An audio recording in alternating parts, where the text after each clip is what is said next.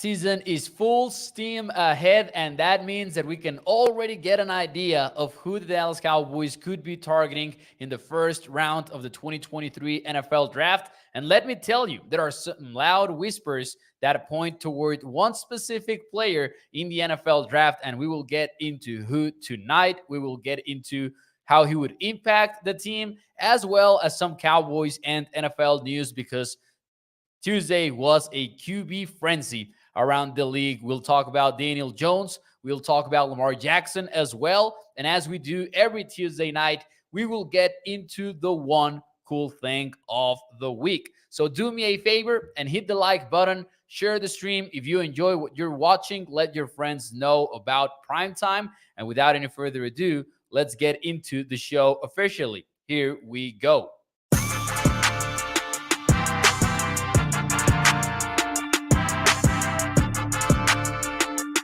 What is up, everybody, and welcome into A to Z Sports Dallas Primetime. I am your host, Mauricio Rodriguez, streaming with you live every Sunday through Thursday night at 8 p.m. Central here on Dallas On Demand Sports Talk Network, with a lot more content coming your way. Make sure that you check out atozsports.com/Dallas. And as always, remember that Primetime is brought to you by our friends over at FreemanMazda.net. We will talk more about them and the ride of the week in a few moments here on the show. But before we do any of that, let's get into some of the latest mock drafts around the NFL, because there are some developments that can take place during mock draft season that can tell you volumes about what a team is thinking with their respective first round pick, especially when you're talking about the mock drafts that take place immediately after the NFL scouting combine, where everyone who in the NFL shares the information, right, in Indianapolis. And just a very important reminder, mock drafts, those are, when you talk about Dane Brugler putting together his mock draft for The Athletic, Daniel Jeremiah for NFL Network, Todd McShay for ESPN, Mel Kiper. Mock drafts are exercises that at this stage of the offseason, they're all about what the analysts are hearing. It's not only about what they think of the players. It's not only about Dane Brugler saying, you know what, I like this player the most, so he's the number one overall pick. No. It's actually more about what they're hearing that teams will do. And that's the way to consume mock drafts, That's the way to consume mock drafts, kind of catch those kind of tidbits a little bit. And I do agree with Toxic Tom. He says, never put too much weight in a mock draft. That is 100% true. There is a reason why when draft day comes around and somebody like Daniel Jeremiah nails 6 picks in the top 10, we see it as a massive accomplishment. These are so unpredictable. Even analysts like Daniel Jeremiah, who are, analysts / insiders, honestly, even they're not doing this to actually predict who's going where, right? These are fun exercises to see matches, to see fits. And, I thought it was interesting. Let's get into it. That some loud whispers point towards one player in the NFL draft. And you will tell me if you think that the Cowboys could target a tight end in the first round of the NFL draft. Let me know in the chat, yes or no. Do you think the Cowboys could target a tight end? Because in Brugler's 3.0 mock draft for The Athletic, the Cowboys took Dalton Kincaid out of Utah. And I thought it was a very interesting selection, because it's not only Brugler who's mocking Kincaid to the Cowboys. Todd McShay also did it for ESPN. And about a week ago, Mel Kiper did as well. I thought that was kind of, catches the attention of everybody when 3 analysts go out there, 3 respected analysts / insiders. Again, I will say it, go with the same pick for a team that's picking 26th overall. I thought that was very interesting. It will definitely raise some eyebrows.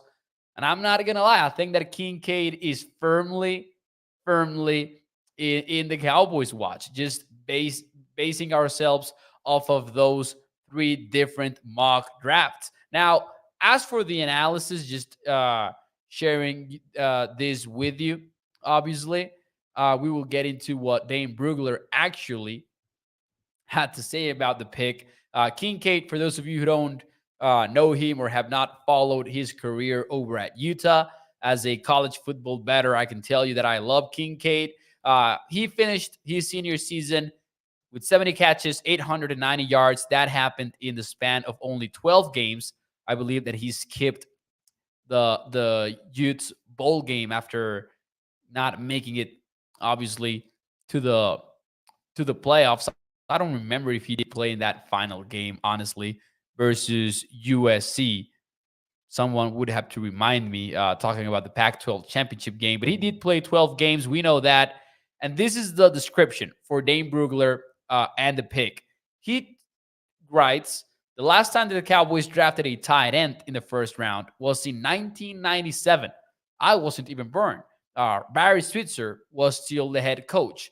But the current Cowboys are looking for playmakers on offense, and Kincaid offers a unique profile. He could give Dak Prescott quick wins, like the aforementioned Dalton Schultz. He wrote about Dalton Schultz, of course. We'll get into that as well later, while also providing more explosive potential with his team, and run after the catch skills. He's 6'4", by the way, 246 pounds is a weight that is listed in his NFL.com profile. He had the number one next gen stats score in terms of production, and he was 10th, in terms of the NFL scouting combine testing. I don't think that he did everything though in the scouting combine. I might be wrong, but yeah, Dalton Kincaid could be in the Cowboys watch.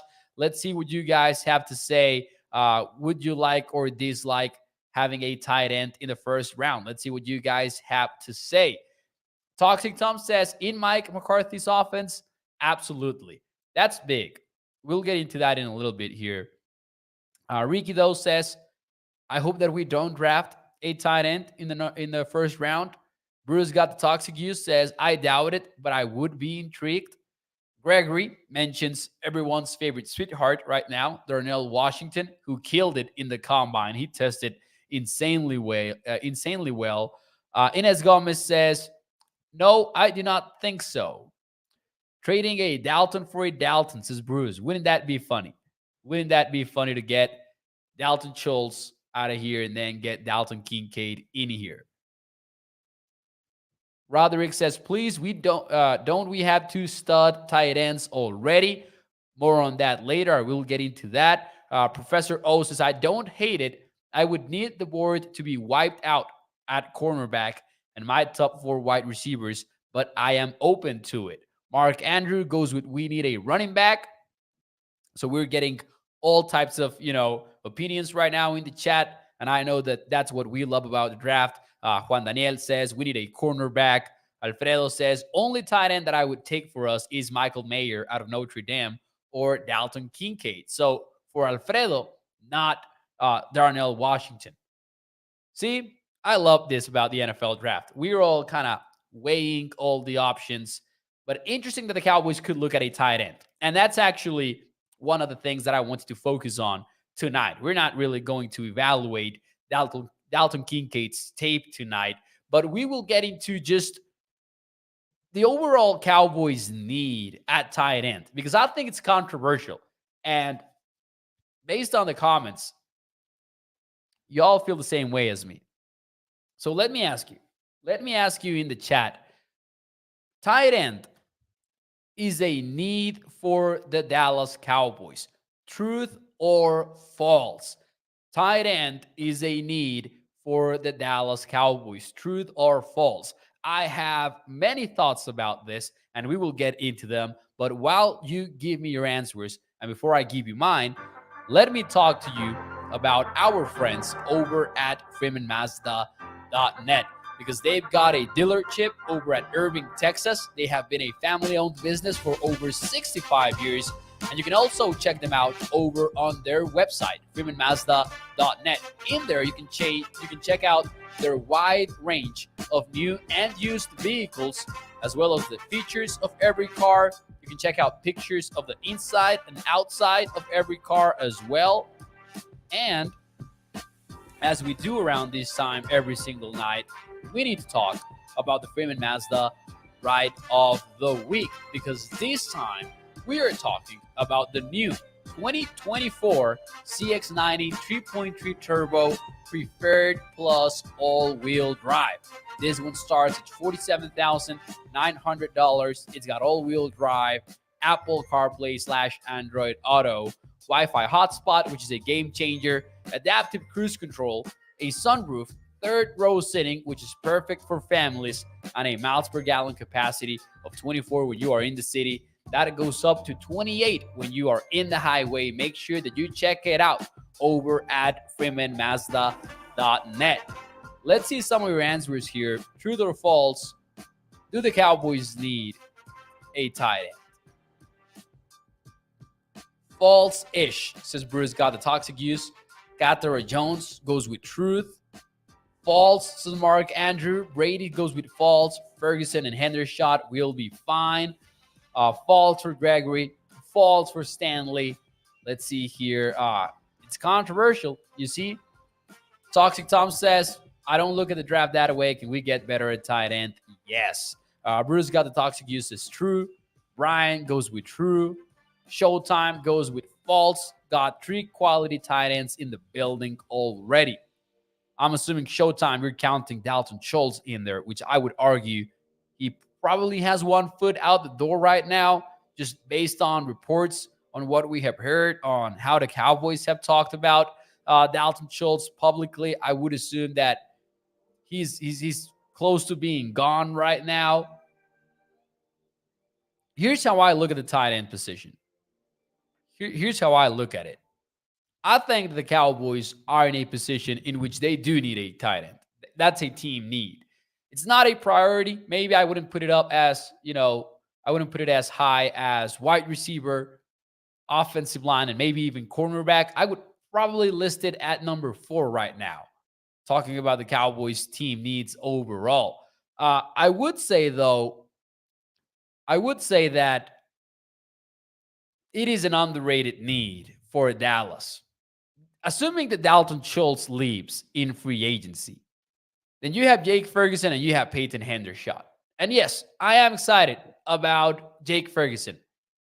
He didn't play 40% of the snaps, though, for the Cowboys. He played in 37, to be precise.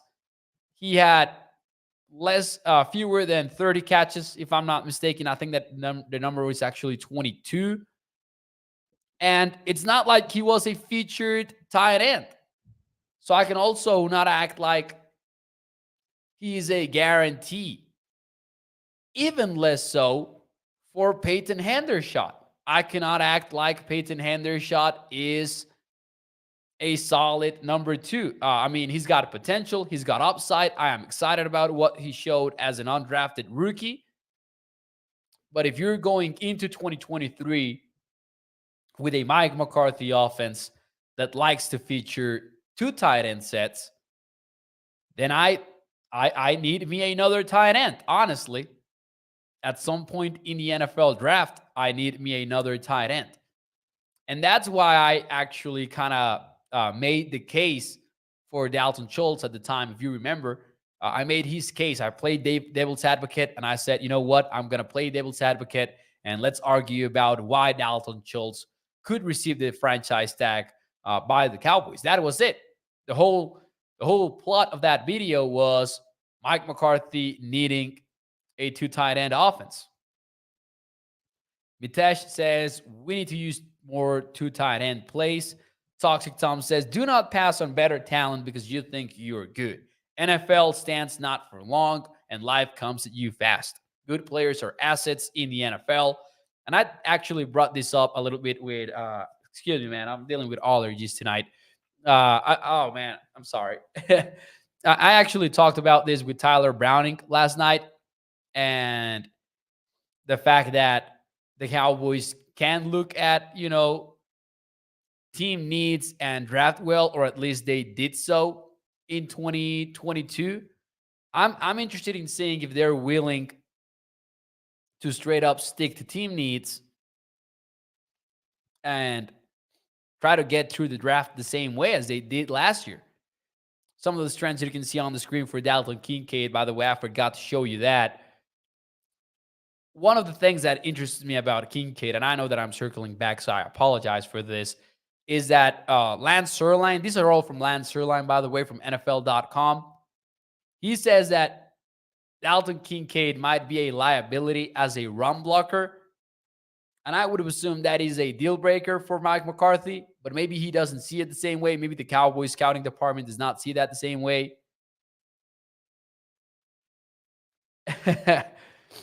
I'm sorry. Mo needs Siritek, says Toxic Tom. Yeah, man, allergies get me this time of the year. Catherine Jones says, I'm all for it. Draft another tight end and make better choices. Dalton Kincaid, some strengths, hands are sticky and sure through contact per Lance Sirline. Makes well-timed moves before jump ball victories. I heard Dane Brugler talk on the Athletic Football Show about him turning from pass catcher to ball carrier, very quickly. That is something that you want on your tight end. But there you go with the weaknesses. Physical defenders, able to slow his routes. Liability as a run blocker. Jared off his base by average contact. Struggles to stay connected to a block for long. Some of the weaknesses, some of the strengths for Dalton Kincaid. There you go. I can see the Cowboys grabbing a tight end. I see it as a need right now, just based on what the Cowboys will do offensively. We'll see. We'll see what happens. Offensive line needs help, says Inez Gomez. Yep, I agree. If we're gonna run to Brooklyn Joe, then he better be able to block. We'll see what happens there. Toxic Tom is dying for Washington. He needs Washington.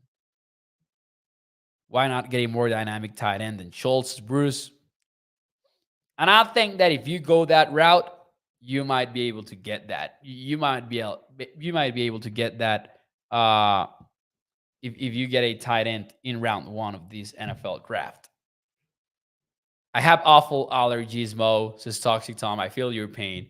It's tough, man. I've been dealing with this all my life. So yeah, I know what you feel as well, sir. Anyways, let's move on a little bit here. Let's move on and let's broaden our scope for the rest of tonight's show. We will get into the one cool thing of the week, by the way, later.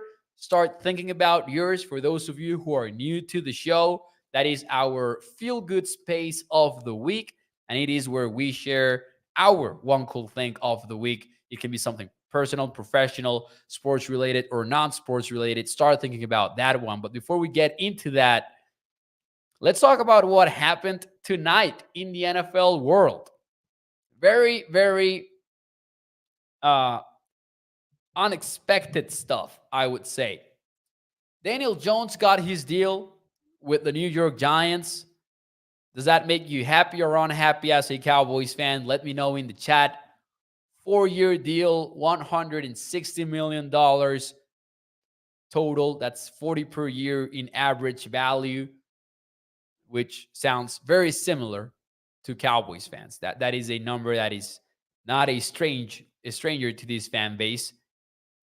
4-year deal, $160 million for Daniel Jones. They beat the clock. They didn't have to franchise tag him. That allowed the Giants to franchise tag Saquon Barkley. The Cowboys have done well for the most part against Daniel Jones. But the Giants are on the rise a little bit here. So let me know in the chat, are you happy or unhappy about the way that things transpired with New York? Kathara says unhappy.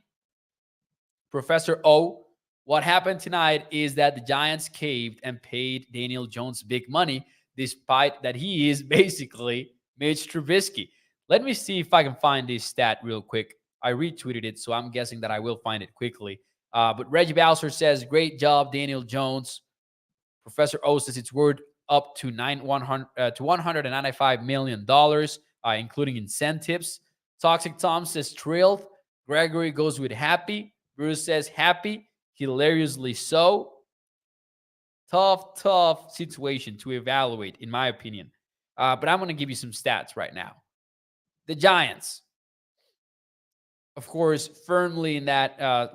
This is from Laurie Horich, by the way, who covers the Cowboys a lot as well. Per Next Gen Stats / True Media, in 2022, Daniel Jones ranked, get ready for this, last in average intended air yards, last in air yards to sticks, 16th in EPA per dropback, and plus 1.7% in completion percentage over expectations. I think I'm happy as well. Like, I'm not threatened, of course, by like from a Cowboys point of view. I don't think that the Cowboys are threatened by Daniel Jones. I will say this: he has been in a bad situation for his entire career. Like, coaching changes, front office changes. It's been bad for Daniel Jones. So I looked at that negotiating period for those two sides. Like, they both had a fair point. Like, Daniel Jones was saying, man, the first time that you gave me something to work with, Brian Dable installing the offense, a good play caller, I gave you results. And the offensive line sucked, and the wide receivers were not great either. So I can see Daniel Jones making that argument, and then the Giants going, yeah, but it's just 1 year, and it's not like you led a top 10 offense from a numbers perspective. So we'll find out. I mean, they will find out the hard way, and I think that's good for Cowboys Nation. I don't think that Daniel Jones sucks or anything. I think that he does have that talent in there. But we could talk about the Giants regretting this a few years from now, maybe. But also, I don't see what the alternative was for them.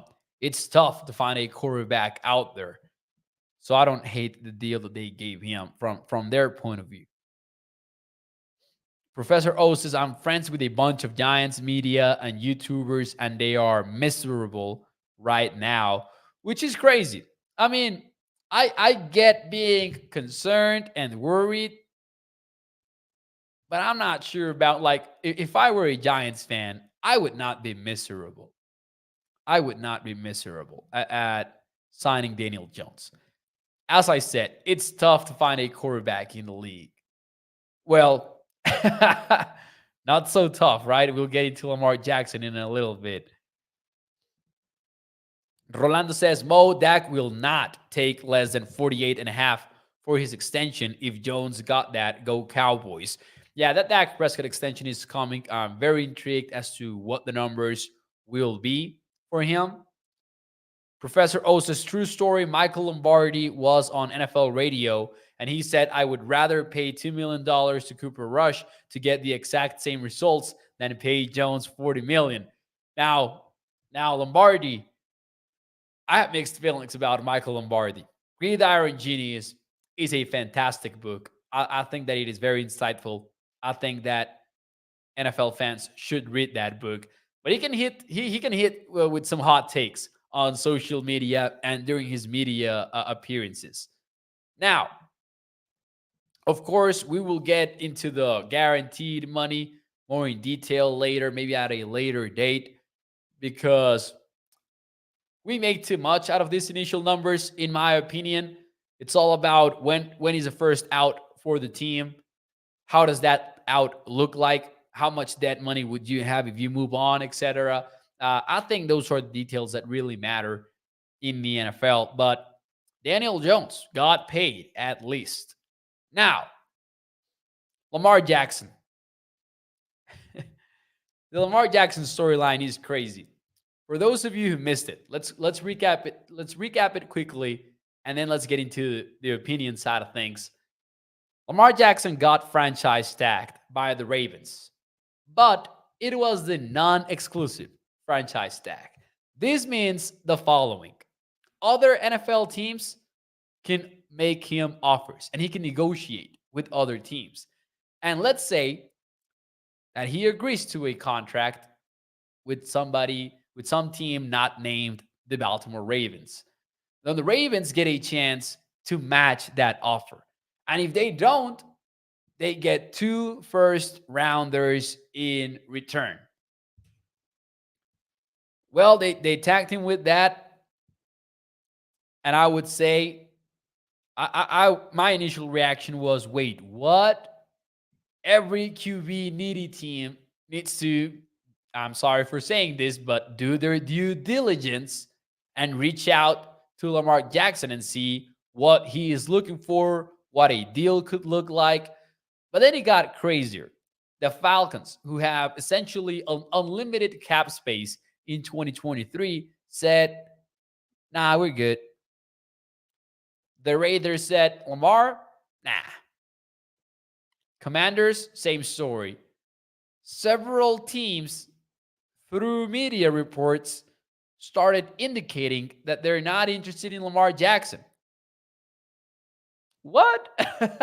The Giants just agreed to a $160 million contract with Daniel Jones. The Cleveland Browns fully guaranteed Deshaun Watson's deal. And we don't need to get into the details of what the context of that story was, because you heard all about it for over a year.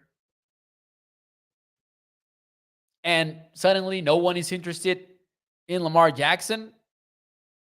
What? Mitesh says it's a crazy league. I mean, it might be crazy, but is it organized behind the scenes? Listen, the NFLPA has already attacked the NFL once, NFL owners, for collusion. And I mean, I don't want to be like, I don't want to turn this into a conspiracy show, but you can't help but think it. It doesn't make sense, in my opinion, that teams within the hour, because it essentially happened within the freaking hour, decided that Lamar Jackson was not even worth reaching out to. Who are we kidding? What? Are the Falcons comfortable with Desmond Ridder now? I don't know. It's weird. That's the least that we can say, is that it's weird, in my opinion. Reggie Bowser says, get ready, Dak, to get more money. Seems kind of risky, says Brian, with the money side of things. Professor O says, keep in mind that teams can negotiate with Lamar, but not until March 15th. Perhaps teams are trying to avoid tampering issues. But then again, like, isn't it suspicious the amount of reports that hit the social media side of things quickly and indicated that, you know what, we don't want him? I thought that was pretty weird. Toxic Tom says, Mo, a QB that relies too much on running the ball, wanting a $200 million plus contract fully guaranteed, is absurd, and he is not willing to compromise. But I think that, let's see, bro, the Ravens, hear me out. I'm sorry, but I get pissed at the Lamar Jackson conversation. I hate the fact that we act as if Lamar Jackson is not a true passer. The guy is a true passer, and he can throw short, intermediate balls, and deep balls too. He can do it all on that field. And the Ravens, since he's been there, have been among the lowest spending teams when it comes to the wide receiver position by a wide margin. They have refused to surround Lamar Jackson with quality talent at wide receiver. You could argue that Marquise Robinson was a guy, and then they got rid of him too. I know that Lamar Jackson has tremendous skills as a runner, but that shouldn't diminish what we think about him as a passer, because he can be a passer in the NFL, and he has shown us that he can be just that. Frequently, year to year, he has also shown us that. And I think that our perception of the Ravens is so messed up because of the two very unlucky seasons that they had in terms of health. But Lamar Jackson is still one of the best quarterbacks in the league, honestly, especially if we're taking into account upside slash age. Doesn't make sense to me that some of these QBs are getting big time deals, but no one is interested at all in Lamar Jackson. I'm not buying it. And once more, I don't want to turn this into a conspiracy show, but it doesn't add up for me. Warren Sharp actually had a very nice tweet about this, and I opened it up just now.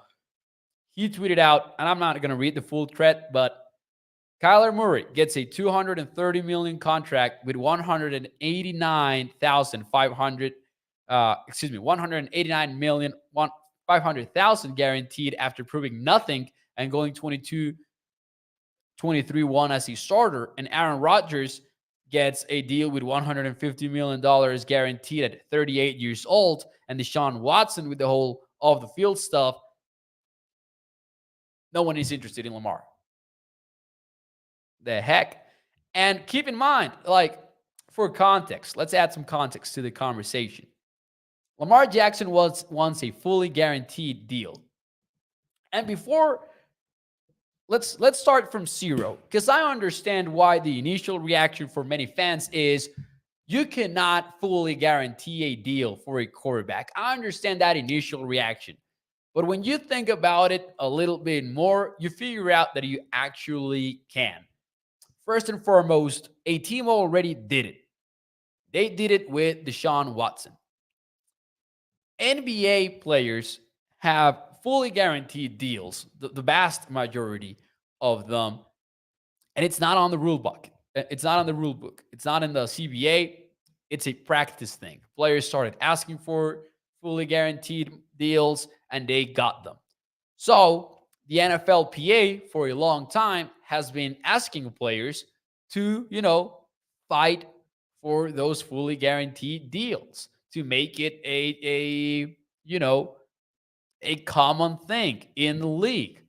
And because the owners know this, it's in their best interest for Deshaun Watson's contract to be the exception and not the norm.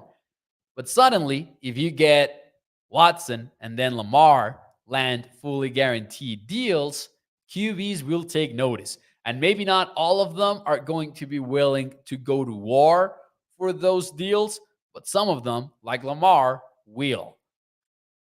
And it's a fight that goes well beyond Lamar Jackson and the Ravens. So I'm just saying. I don't know, man. Toxic Tom says a lot of Ravens fans were very upset that he was healthy enough to play on the playoffs and he sat out. Not saying that it's right, but that's the general feeling. I have my doubts about that. I'm not entirely sure about it. I think that everyone thought it had to cross your mind when we heard that Lamar Jackson was not going to be ready for the playoffs. But I also know about like several insiders that reported that there was no merit to that notion of him being healthy, but him deciding not to play. Several insiders reported otherwise. Alex Gomez says, I totally agree, but when you get paid big money, then you should come true. Alex Scott says, Lamar is worth every penny. James says, Dak deserves his money. That's the way it is for any team with a franchise QB. So big storylines moving forward. Just a quick prediction of what will happen, though. I think that a team will offer him something, and I think that the Ravens will end up matching it, especially because I don't see any team going so far and beyond what the Ravens can offer for the Ravens not to match it. It would have to be like maybe the Falcons, who have insane amount of cap space in 2023. I would love to see the Texans land Lamar Jackson. I would absolutely love that. And keep in mind, and this was tweeted out by Bill Barnwell, and we have a story coming about it on The Athletic from Bryce Lassenby about the fact that, the Ravens could still have Lamar Jackson sign the tag and then trade him. Like, for example, the Texans have the number 2 overall pick in the 2023 NFL draft. They can still trade him to Houston if, of course, Lamar Jackson is also in on it and he wants to sign the tag first. All of this could still happen. Anyways, ladies and gentlemen, it is time for the one cool thing of the week. So let me know in the chat, what is your one cool thing of the week? For those of you who are new to the show, as always, this is our feel-good space of the week. And in it, each of us shares something cool about their week. It can be something professional, sports related, non-sports related. Mine has to do with a former Dallas Cowboys, so I'll let you know that one in a bit. Personal, professional, whatever you want it to be, let me know what is your one cool thing of the week. I have a special one. I had a tweet go a little bit viral on Twitter. I mean, not viral, but you know what I mean. Let me tell you how many views this video has. I tweeted it over the weekend. And I knew that Cowboys Nation was going to love it. And I have the clip for you tonight, too. So we'll watch it in a bit. But let me actually give you the stats. It has 156,000 views on Twitter, the actual video. The tweet has almost 500,000 views. But here we go. Let's get into my clip. Warning. Maybe lower the volume like 2 or 3 bars because there is some gelling on this video.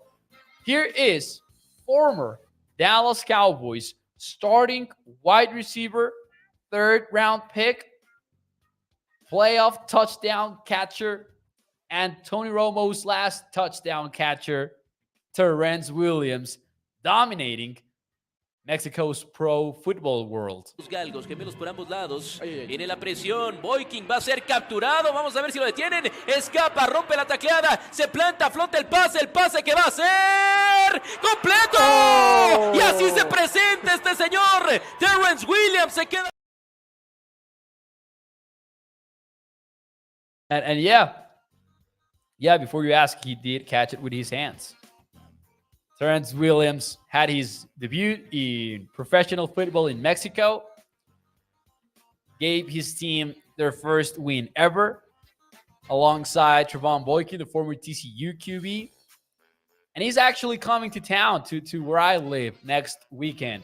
My home team is playing his team, and maybe we get a picture with him, or maybe an interview, a soundbite. We'll see what we can get. Let's get into your one cool thing of the week. Toxic Tom says, my wife got a new Xbox Series S and Howard's Legacy. She is obsessed. Man, I am so envious right now because I want to play Howard's Legacy. I got it for my computer, but then I was reminded that maybe I need a new computer because it didn't run smoothly at all. Professor O says, my one cool thing, only 3 weeks to go before my daughter is born. Let's go, Professor O. I'm happy for you. Congratulations. That's awesome to hear.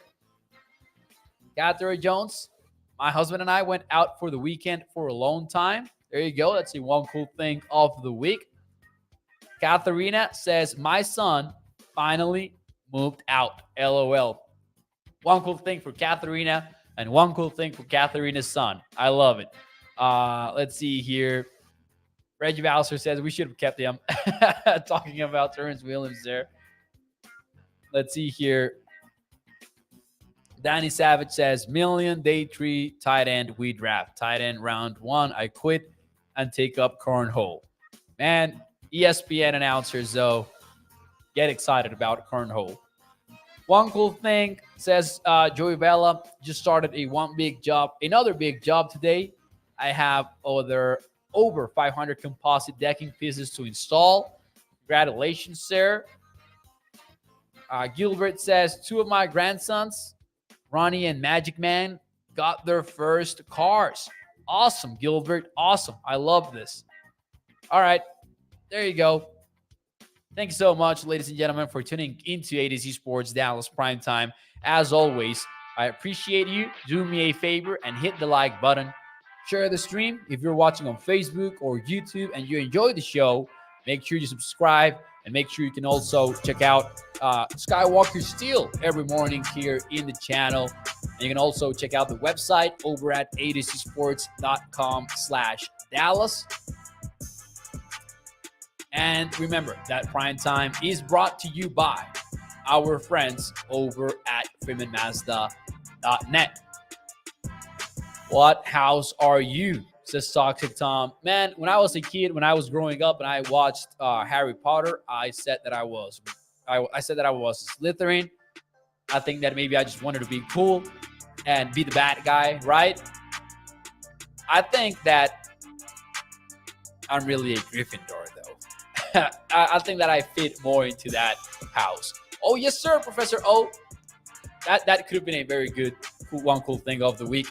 ADC Sports partnering with the Arena Group, which also publishes Sports Illustrated. We've got a new website that you can check out.